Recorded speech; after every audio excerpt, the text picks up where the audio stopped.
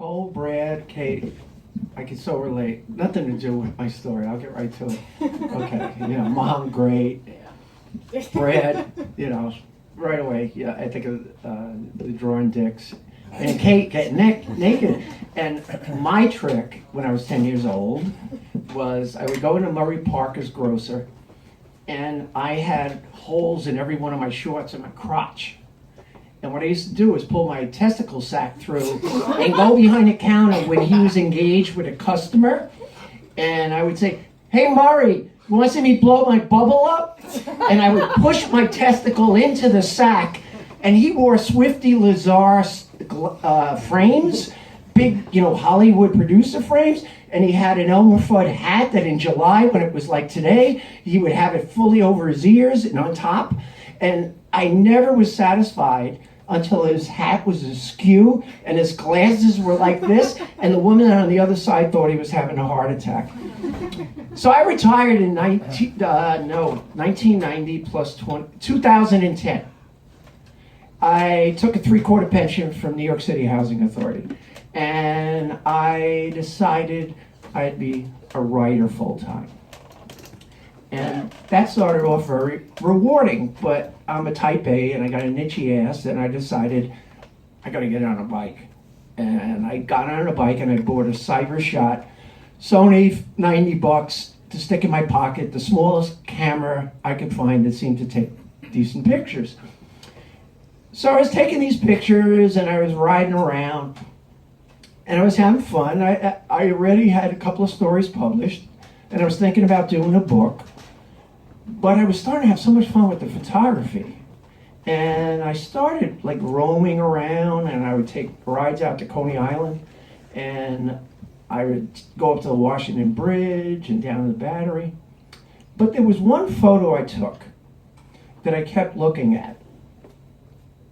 And it was bugging me. I didn't know where I was associating with or what I was associating with.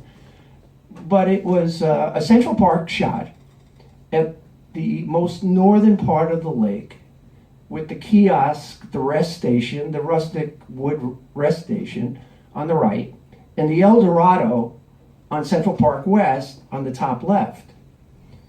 And I was like, man, that reminds me of something. And I had no clue what it was. And the way you just keep obsessively going back to something when you should be doing something else. Well, I was doing a lot of that. So I'm looking at the picture, and I can't get it. So one day, and I've done this a lot, I'm using my grandmother's cleaning products from the 1990s early. I found these little plastics of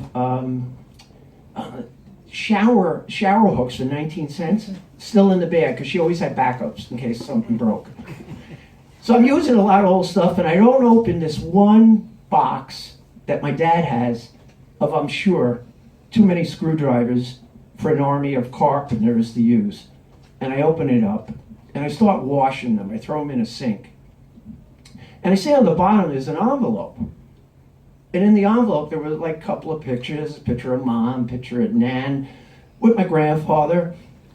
And I just stop at one photo, and it doesn't take my breath away. I go, now I get it.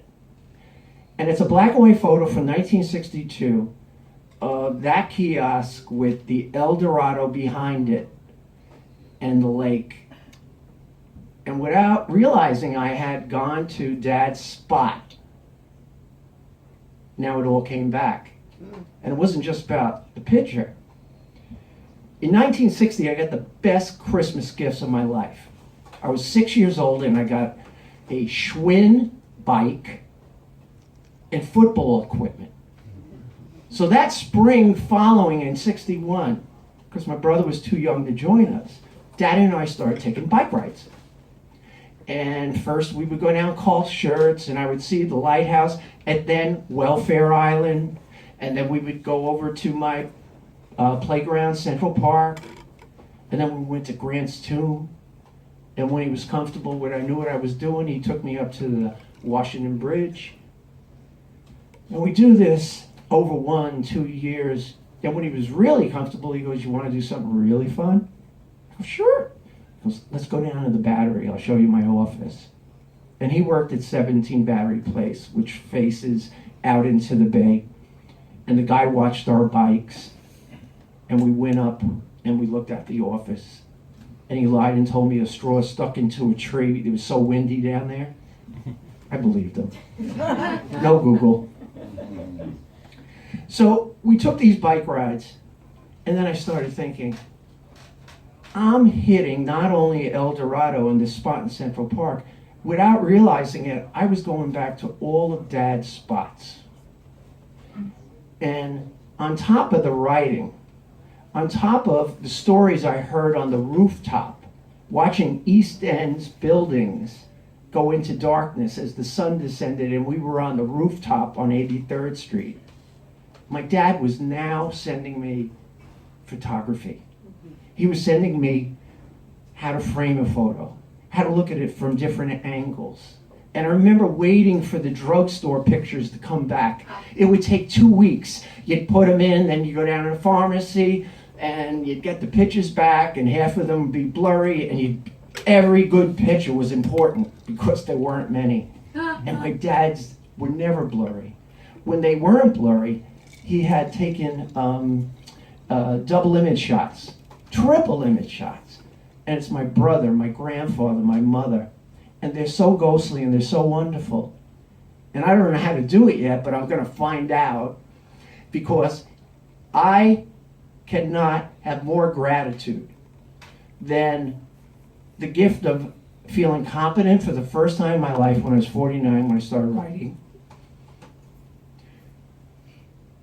to having photography like hit me in the head, and for my wife Michelle to say, "You know, your photography, I like your writing, but you know, your photos are going to be, they're good."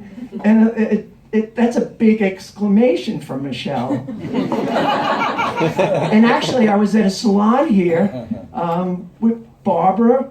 She got me up to do storytelling for the first time. And then Otto Bartz said, "I'd like to do a book of your photos in 2012. So the sum of my story is, I'm having my childhood now the way I wanted it. Thank you.